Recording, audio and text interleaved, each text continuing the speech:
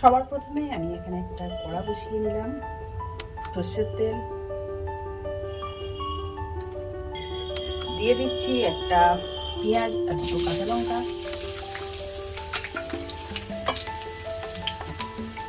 ভেজে নেব। তো পেঁয়াজটা লাল হয়ে গেছে, এখন আমি দিয়ে দিচ্ছি থেতো করা আদা রসুন,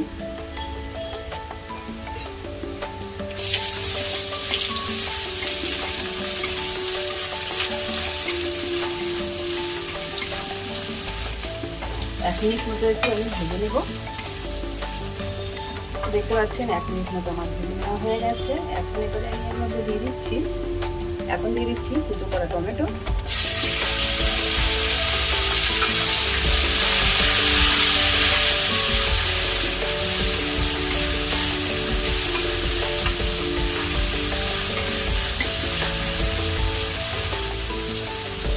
টমেটোটা নরম হওয়ার জন্য দিয়ে দিচ্ছি স্বাদ মতো নুন, দিচ্ছি একটু জিরে আর গোলমরিচ গুঁড়ো,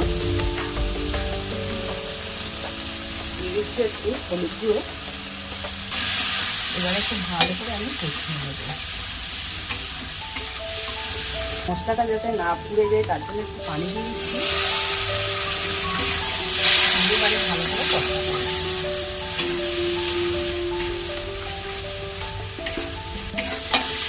মশলাটা খুব ভালো করে কষিয়ে নিলাম।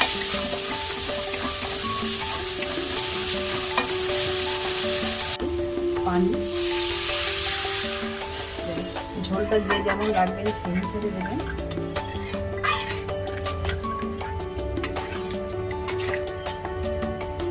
ঢাকনা বন্ধ করে ফুটতে দেব। আর এখানে আমি মাছটা দেখেন আগে থেকে নুন মাখিয়ে ভেজে নিয়েছি, তো ফুটে ওঠা পর্যন্ত এখন অপেক্ষা করবো।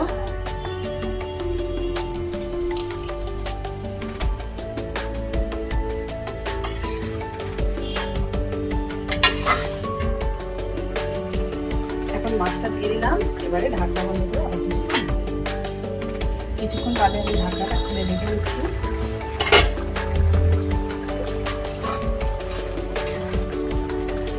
ধনেপাতা,